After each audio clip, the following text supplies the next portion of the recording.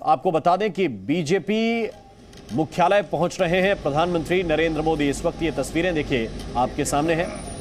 प्रधानमंत्री नरेंद्र मोदी बीजेपी के मुख्यालय पहुंच गए हैं और उनकी अगुवाई करने के लिए बीजेपी के राष्ट्रीय अध्यक्ष जेपी नड्डा खुद वहां पर मौजूद हैं। ये तस्वीरें इस वक्त भारतीय जनता पार्टी कार्यालय दिल्ली से मिल रही हैं, जहां पर प्रधानमंत्री नरेंद्र मोदी पहुंच गए हैं और एक बहुत ही महत्वपूर्ण बैठक आज बीजेपी की हो रही है, जिसमें अलग अलग राज्यों जहां पर बीजेपी की सरकार है वहां के मुख्यमंत्री इस बैठक में शामिल होने के लिए आए हैं। और ये तस्वीरें देखिए, जेपी नड्डा ने फूल देकर सम्मानित किया, स्वागत किया प्रधानमंत्री नरेंद्र मोदी का। और इस बैठक में शामिल होने के लिए प्रधानमंत्री नरेंद्र मोदी भी पहुंचे हैं। अलग अलग राज्यों के बीजेपी शासित राज्यों के मुख्यमंत्री और उप मुख्यमंत्रियों की आज बैठक है और कहा जा रहा है कि ये 2024 के लिए रणनीति तैयार करने का भी वक्त है। अलग अलग राज्य सरकारें किस तरह का काम कर रही हैं, योजनाओं को कैसे लागू किया जा रहा है, किन योजनाओं का किस तरह का रिस्पॉन्स मिल रहा है और भविष्य में अलग अलग राज्यों के लिए क्या रोड मैप होना चाहिए, इस बात को लेकर चर्चा इस बैठक में होगी, जिसकी अध्यक्षता जेपी नड्डा कर रहे हैं। प्रधानमंत्री नरेंद्र मोदी भी इस बैठक में शामिल होने के लिए पहुंचे हैं। तो अभी हमने आपको तस्वीरें दिखाई प्रधानमंत्री नरेंद्र मोदी की, वो पहुंचे हैं इस महत्वपूर्ण बैठक में शामिल होने के लिए। और ये 2024 की तैयारी की एक तरह से शुरुआत है, जहां पर पहली इस तरह की बैठक हो रही है 2024 को केंद्र में रखते हुए कि आगे क्या रणनीति भारतीय जनता पार्टी की होना चाहिए, किस राज्य में किस तरह का रिस्पॉन्स अलग अलग योजनाओं को लेकर मिल रहा है और किस तरह से योजनाओं को ज़मीन पर उतारा जा रहा है।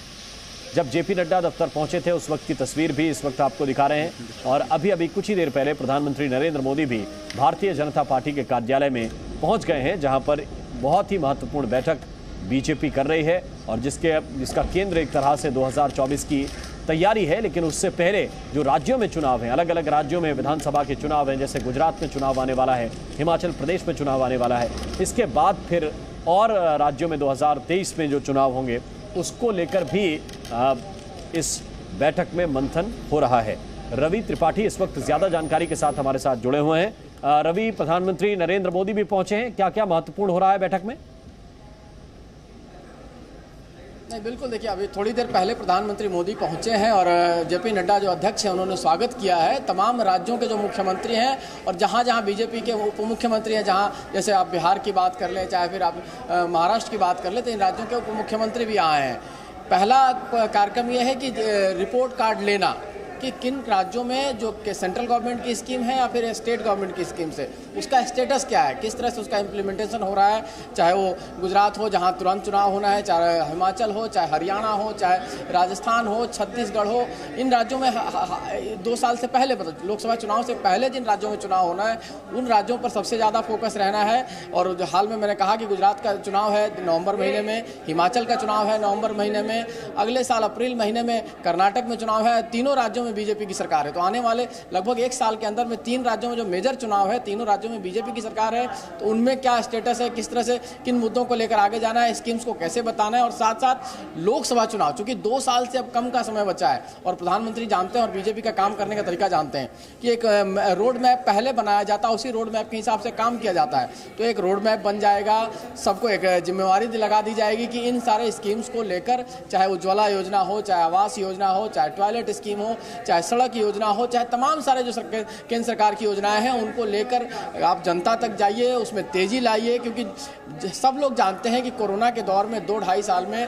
कामों में थोड़ी सी रफ्तार कम आई है, क्योंकि आर्थिक वजह से हो, आपको बीमारी की वजह से हो, तो कई सारे काम जो ढीले पड़ गए थे, जो धीमे पड़ गए थे, उस काम में तेजी लाना है। केंद्र सरकार की जो सबसे पॉपुलर स्कीम है, जो सब लोग जानते हैं, जो मुफ्त अनाज योजना, उसको कैसे कंटिन्यू करके रखना है, वो जारी रहेगा। मुझे लगता है उसको हटाया नहीं जाने वाला है। और उसके साथ साथ आवास योजना को लेकर क्या स्टेटस है, मैंने कहा कि जैसे उज्ज्वला योजना है उसको लेकर, जैसे गैस वाला स्कीम है उसको लेकर है, महंगाई को लेकर तमाम सारे सवाल सरकार पर अगर खड़े किए जा रहे तो उसका काउंटर कैसे करना है। तो ये सारी चीज़ें इस बैठक में चर्चा होंगी और 4 से 5 घंटे ये लंबी बैठक चलने वाली बताया जा रहा है कि इस बैठक में एक पूरा रोड मैप तैयार होगा, एक खाका तैयार होगा और इसके आधार पर सब राज्यों में काम तेजी से किया जाए। सेंट्रल गवर्नमेंट की स्कीम्स का भी और स्टेट गवर्नमेंट की स्कीम्स पर भी उसको लेकर चर्चा होगी।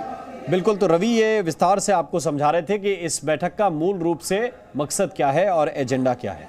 लेकिन अभी जो मुख्य बात है, जैसे आपने बताया कि अभी गुजरात में चुनाव है, हिमाचल प्रदेश में है, फिर कर्नाटक में है, इसके बाद फिर मध्य प्रदेश, छत्तीसगढ़, राजस्थान, सिलसिलेवार ये चलता रहेगा। 2024 से पहले कई ऐसी चीजें हैं जो एक तरह से ये रास्ता दिखाती हैं कि भविष्य किस तरह का होने वाला है बीजेपी के लिए और कितनी मजबूती अलग अलग राज्यों में है। क्या इन चीजों को लेकर भी मंथन होगा कि वहां पर किस तरह की मुश्किलें हैं? मसलन मध्य प्रदेश में जैसी मुश्किलें पिछले चुनाव में सामने आई थी, उसको कितना ओवरकम किया गया है? जो पार्टी की रणनीति है वो किस तरह की होनी चाहिए? पार्टी में कई हिस्सों में जहां गुटबाजी की स्थिति बन सकती है, उन पर भी बात होगी, या सिर्फ अभी फोकस योजनाओं को लेकर है, योजनाओं के क्रियान्वयन को लेकर है और इस बात पर है कि केंद्र की योजनाएं कितनी राज्य लागू कर पा रहे हैं? मुझे लगता है कि आज की बैठक में किसी स्टेट स्पेसिफिक चर्चा नहीं होगी, क्योंकि आपने जो कहा, देखिए आमतौर पे इस तरह की चर्चा होती है और उसमें सुधार भी किया जाता है। गुजरात आप देखिए, गुजरात में उनको लगा कि गुजरात में दिक्कतें हैं, हो सकती हैं, परेशानी हो सकती है, तो 100% सफल हुआ। मुख्यमंत्री के साथ साथ पूरे मंत्रियों को हटाया गया गुजरात में। आप उत्तराखंड देखिए, उत्तराखंड में लगा कि कहीं ना कहीं मुख्यमंत्री को लेकर नाराजगी है, तो 3 मुख्यमंत्री बदले गए। पहला मुख्यमंत्री त्रिवेंद्र सिंह रावत, उसके बाद आते हैं तीरथ सिंह रावत और उसके बाद पुष्कर सिंह धामी। तो कहीं ना कहीं अगर लग रहा है कि लीडरशिप को लेकर कोई प्रॉब्लम है तो उसको ठीक करना, अगर लगता है कि कोई मुद्दा हमारा जनता तक नहीं पहुंच पा रहा है, उसमें कम्युनिकेट नहीं हो पा रहा, तो उसको ठीक करना, उसको काम में तेजी लाना। और देखिए बीजेपी के लिए चुनौती यह है कि जिन राज्यों में सरकार है, चाहे वो गुजरात है, गुजरात सबसे इंपॉर्टेंट स्टेट है क्योंकि प्रधानमंत्री और गृह मंत्री का होम स्टेट है, तो उसको आपको बचा के रखना है। चाहे गुजरात हो, हिमाचल हो, कर्नाटक को आपको बचा के रखना है, क्योंकि कर्नाटक में आपकी हालत बहुत अच्छी नहीं है, वहाँ लड़ाई बहुत जबरदस्त है, वहाँ करप्शन के मामले उठ रहे हैं सरकार के खिलाफ। हिमाचल में बाईपोल में आप हारे हैं, तो उसके बाद हिमाचल को फिर रिटेन करना आपके लिए चुनौती है। और रवि जानकारी भी दीजिए, और अगर मुमकिन हो तो पीछे अपनी तस्वीरें कुछ हलचल नजर आ रही है वो भी दिखा सकें आप तो। देखिए पीछे बहुत सारा हलचल नहीं है, तमाम मीडिया के अपने साथी ही हैं। ये तस्वीर चूंकि प्रधानमंत्री के जाने का रास्ता जो है पीछे से था, तो हमने कोशिश की थी, लेकिन चूंकि आप इस जगह पे जो स्टेटस है, जो तैयारी है, उसके हिसाब से आप बहुत कुछ दिखा नहीं पाते हैं। लेकिन सिक्योरिटी के लोग दिख रहे हैं।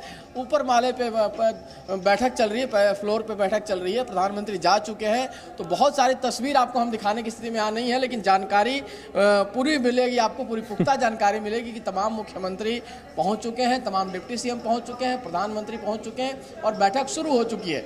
और बैठक में मैंने जैसा कहा कि सबसे बड़ा एजेंडा यह है कि सेंट्रल गवर्नमेंट के स्कीम्स को कितनी तेजी से लागू किया जाए, क्योंकि 2 साल से कम का समय बचा है 2024 लोकसभा के चुनाव से पहले का। उसके अलावा जिन जिन राज्यों में आपकी सरकार है उसको कैसे बचाना है और वहाँ क्या काम चल रहा है। मैंने एग्जाम्पल दिया था, जैसे उत्तर प्रदेश सरकार, डबल इंजन की सरकार की बात होती है। जिन राज्यों में आपके स्टेट गवर्नमेंट में सरकार है, आपके मुख्यमंत्री हैं, तो यानी डबल इंजन। बिल्कुल रवि, देखिए अंदर की तस्वीरें भी इस वक्त सामने आ रही हैं। प्रधानमंत्री नरेंद्र मोदी पहुंच गए हैं, जेपी नड्डा बैठक की अध्यक्षता कर रहे हैं, शिवराज सिंह चौहान हैं, मनोहर लाल खट्टर हैं, अलग अलग राज्यों के मुख्यमंत्री सिलसिलेवार बैठे हुए हैं और सभी का एक तरह से स्वागत भी वहां पर किया जा रहा है। दूसरी तरफ को आपकी नजर जाएगी तो बिल्कुल ठीक जेपी नड्डा के पास बैठे हैं योगी आदित्यनाथ, उत्तर प्रदेश के मुख्यमंत्री, और अलग अलग राज्यों के मुख्यमंत्री और डिप्टी सीएम भी इस बैठक में हैं। ये देखिए तस्वीर, उप मुख्यमंत्री भी बैठक में शामिल हैं, योगी आदित्यनाथ भी हैं तो ब्रजेश पाठक भी हैं, केशव प्रसाद मौर्य भी हैं। ये जरा तस्वीर देखिए, और तस्वीरें लेने के बाद स्वाभाविक तौर पर मीटिंग है, गोपनीय होगी, तो मीडिया को वहां से अब कहा गया है कि आप थोड़ा सा दूरी बनाइए, जैसा कि अमूमन गोपनीय बैठकों में होता है। तो पहली तस्वीर हमने आपको जरूर दिखाने की कोशिश की। सभी राज्यों के जो बीजेपी शासित राज्य हैं उनके मुख्यमंत्री और उप मुख्यमंत्री अगर उन राज्यों में हैं तो उनको भी इस बैठक में बुलाया गया है। जहां बीजेपी की सरकार गठबंधन की है और बीजेपी के मुख्यमंत्री नहीं है, सिर्फ डिप्टी सीएम है, तो डिप्टी सीएम को आमंत्रित किया गया है। और क्या रवि, एक जरा ये बात भी बताइए कि सफलता का नुस्खा जहां से निकला है, मसलन उत्तर प्रदेश में अगर कोई योजना सफल रही है, किसी का अच्छा रिस्पॉन्स मिला है, इस बात को लेकर भी आइडिया एक्सचेंज शायद हो सकते हैं कि दूसरे राज्यों में किन योजनाओं का प्रतिफल मिल सकता है जो पहले दूसरे राज्यों में टेस्ट किए जा चुके हैं। बिल्कुल बिल्कुल, देखिए एग्जाम्पल्स दिए जाते हैं और जो अच्छा काम करता है आमतौर पे जो मीटिंग होती है उसमें ये होता है कि भाई इसने अच्छा काम किया है, इसको आप भी अगर इस तरह से लागू करेंगे तो इसका बेहतर रिजल्ट आएगा। मैंने यूपी का एग्जाम्पल दिया था कि बेसिकली प्रधानमंत्री बार बार कहते हैं कि डबल इंजन की सरकार होनी चाहिए, जहाँ नहीं है वहाँ होनी चाहिए और जहाँ है वहाँ कैसा काम कर रही है। तो उत्तर प्रदेश में आपने देखा था कि एक तरफ केंद्र सरकार की जो स्कीम थी मुफ्त अनाज की योजना, उसको लेकर प्रधानमंत्री मोदी के लोग कायल थे। दूसरी तरफ लॉ एंड ऑर्डर जो उत्तर प्रदेश सरकार की अपनी स्कीम थी, इसको योगी सरकार का अपना एक यूएसपी बना और दोनों ने मिलकर कहीं ना कहीं चुनाव में आपको जीत दिलाई, चुनाव में आपको जीत हासिल हुई। इसी तरह से आप जो मुफ्त अनाज की योजना थी, अगर केंद्र सरकार उसमें चावल दाल और गेहूं दे रही थी तो उसके साथ साथ स्टेट गवर्नमेंट ने उसने एड ऑन किया, उसमें नमक और तेल तक स्टेट गवर्नमेंट ने उसको एड ऑन किया। तो एक परिवार को पूरा पैकेज मिल रहा था उसके तहत। कहीं ना कहीं जो चीज़ सेंट्रल गवर्नमेंट की उसको आप बढ़िया से लागू कीजिए और अपने ऐसा वैल्यू ऐड कीजिए ताकि डबल इंजन की सरकार दिखे, खाली कहने से नहीं, और दिखे तो उसका फायदा होता है। जैसे उत्तर प्रदेश में आपको फायदा हुआ, ऐसे तमाम राज्यों में जहां दोबारा चुनाव लड़ते हैं, बिहार में भी अगर सरकार रिपीट हुई तो कहीं ना कहीं डबल इंजन की सरकार का रोल था। नीतीश कुमार के साथ साथ प्रधानमंत्री मोदी के काम का अगर नहीं मामला जुड़ता तो वहाँ सरकार बचना मुश्किल था। तो इसी तरह से जहाँ जहाँ चुनाव होते हैं उसमें डबल इंजन की अगर आपकी सरकार है और उसका दावा अगर बीजेपी करती है तो आपके सेंट्रल गवर्नमेंट की स्कीम का क्या स्टेटस है, क्या लाभ लोगों को मिल रहा है, पहला चीज़। और दूसरा, स्टेट गवर्नमेंट है अपने इनोवेशन से, अपने आइडिया से, अपने लेवल पे क्या काम किया। जैसे एक जमाने में छत्तीसगढ़ में ध्यान रखिए कि चावल वाले बाबा के नाम से जाने जाते थे वहाँ के मुख्यमंत्री। शिवराज सिंह चौहान की एक अपनी छवि है जो मामा की छवि है, क्योंकि लड़कियों को लेकर उन्होंने बहुत सारे काम किए हैं। तो कहीं ना कहीं एक अपनी छवि भी उनकी डेवलप होना और सेंट्रल गवर्नमेंट में मोदी साहब का नाम प्लस उनका काम दोनों बिकता है और उसकी वजह से कहीं ना कहीं बीजेपी को वोट मिलता है। स्तर पर नेता की पहचान, उसका काम आपने ठीक याद दिलाया। जैसे मुख्यमंत्री योगी आदित्यनाथ की छवि एक तरह से बुलडोजर बाबा की छवि है, एक सख्त प्रशासक की छवि है। दूसरी तरफ शिवराज सिंह चौहान को आपने याद दिलाया कि बच्चियों के बीच में, महिलाओं के बीच में बहुत ज़्यादा प्रसिद्ध भी हैं, लोकप्रिय भी हैं। और ये भी देखना पड़ेगा कि सिर्फ छवि ठीक है रवि, या फिर छत्तीसगढ़ जैसा हाल है जहां चाउर वाले बाबा और पीडीएस सिस्टम जहां का सबसे बढ़िया है, लेकिन जहां जब विधानसभा का चुनाव हुआ तो सीटें 2/3 से ज्यादा कांग्रेस जीत गई। तो ये भी देखना पड़ेगा कि सिर्फ छवि पे काम हो रहा है या जमीन पे काम हो रहा है। नहीं, दोनों चीज़ें हैं। मैंने कहा ना कि जैसे कर्नाटक आपके लिए टफ है, कर्नाटक में आपकी सरकार है लेकिन वहाँ करप्शन के चार्जेज आपके ऊपर लग रहे हैं जो चार्जेज छत्तीसगढ़ में लग रहे थे। और वहाँ साथ साथ एक बड़ा कार्ड खेला राहुल गांधी ने किसान कर्ज माफी का। तो कई जगह बीजेपी ने उस कार्ड को नहीं खेला, बीजेपी ने मध्य प्रदेश में भी कार्ड नहीं खेला, छत्तीसगढ़ में भी कार्ड नहीं खेला, क्योंकि उस समय प्रधानमंत्री मोदी को लगता था कि इस कार्ड को खेलने से एक इकोनॉमिकली आपको दिक्कत होगी। अगर वो कार्ड बीजेपी भी खेलती तो शायद फायदा होता। तो चुनाव में किस तरह के आप कार्ड खेलते हैं इसका भी असर पड़ता। वही कार्ड आपने उत्तर प्रदेश में खेला था 2017 के विधानसभा चुनाव में, कर्ज माफी का मुद्दा बीजेपी ने उठाया और कर्ज माफी किया भी, लेकिन मध्य प्रदेश में आपने नहीं किया, छत्तीसगढ़ में आपने नहीं किया, तो उसका खामियाजा भी आपने भुगता, कांग्रेस को उसका फायदा भी मिला। करप्शन को लेकर कितना चीज आपके साथ चिपक रहा है, अब उसको हटाना पड़ेगा। मैंने कहा ना कि बीजेपी सुधार करती है। आपने उत्तर प्रदेश में, उत्तराखंड में 3 मुख्यमंत्री बदले, आपने गुजरात में पूरा का पूरा मंत्रिमंडल बदल दिया, 100% रिसफल कर दिया। दिल्ली में नगर निगम पिछला जो चुनाव हुआ था 2017 में, उसमें 100% टिकट काट दिए गए, बिल्कुल नया टिकट दिया गया। तो ये एक्सपेरिमेंट बीजेपी करती है और हालात को देखते किया जाता है। जहाँ मुख्यमंत्री आपका मजबूत है, योगी जैसा मुख्यमंत्री है, इसको लेकर आप चुनाव जीत सकते हैं, तो आपको उसके नाम पर चुनाव लड़ते हैं, उसको आगे बढ़ाते हैं, उसको जीत करते हैं। शिवराज सिंह चौहान भले चुनाव हार गए, लेकिन शिवराज सिंह चौहान ने जबरदस्त टक्कर दी थी। 15 साल के एंटी इनकम्बेंसी के बावजूद इतनी बढ़िया टक्कर देना, इसके लिए उनकी तारीफ की जा रही थी। तो कहीं ना कहीं जो स्टेट में आपके नेता हैं उस पर निर्भर करता है सारा कुछ। लेकिन एक फॉर्मूला आपको बताना चाहूँगा, प्रधानमंत्री मोदी का जो फॉर्मूला होता है, पहले वो प्रेजेंटेशन लेते हैं राज्यों से, उनका प्रेजेंटेशन लेते हैं कि आपने अपने अपने लेवल पे क्या काम किया है, और उसके बाद इन प्रेजेंटेशन के बाद प्रधानमंत्री कंक्लूड करते हैं कि इन प्रेजेंटेशन के अलावा आपको ये काम करना है। तो ये तरीका है उनका। मतलब जो सेक्रेटरीज के साथ भी वो बैठक करते हैं, जो भारत सरकार के 80 के आसपास सेक्रेटरी हैं, उसमें भी यही फॉर्मूला होता है कि पहले उनका प्रेजेंटेशन लेना, पावर पॉइंट प्रेजेंटेशन बाकायदे होता है, और उसके बाद उसमें वैल्यू एडिशन करना है कि एग्रीकल्चर में आपने ये बताया, ये किया जा सकता है, हेल्थ में आपने ये बताया, ये किया जा सकता है, एजुकेशन में आपने ये बताया, ये किया जा सकता है एडिशन। तो प्रधानमंत्री मोदी के पास एक विजन है जी, और रीजन भी है काम करने का, बिल्कुल, और होमवर्क करके आना भी इस मीटिंग में जरूरी होता है।